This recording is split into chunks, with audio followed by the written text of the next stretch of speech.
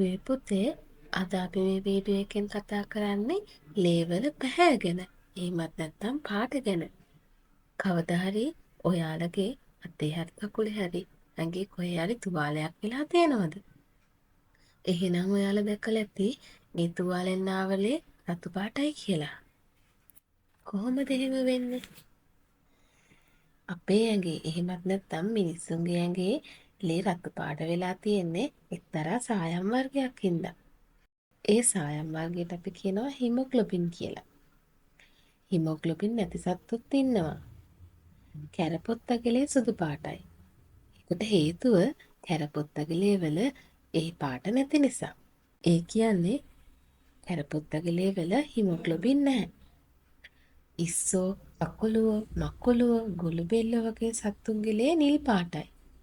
ඒකට හේතුව ඒ ලේවල තියෙන්නේ අපේ හිමොග්ලොබින් වලම කාර්ය කරන ඒත් නිල් පාට වර්ණකයක්. ඒකට කියන්නේ හිමොසයනින් කියලා.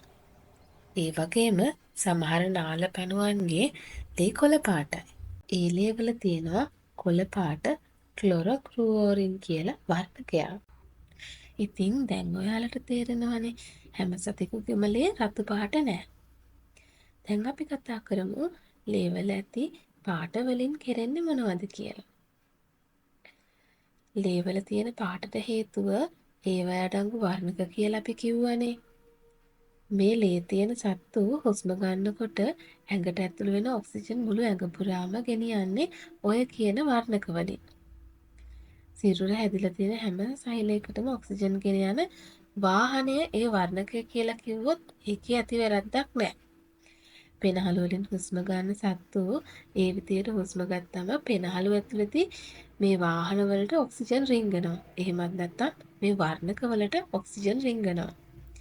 ඔක්සිජන් පටව ගත්ත මේ වාහන ලේත් එක්ක ඇඟ පුරා ගමන් කරනවා. ඒ තැන්වලදී ඔක්සිජන් සෛල වලට දීලා ටිකෙන් ටික බරෙන් නිදහස් වෙනවා.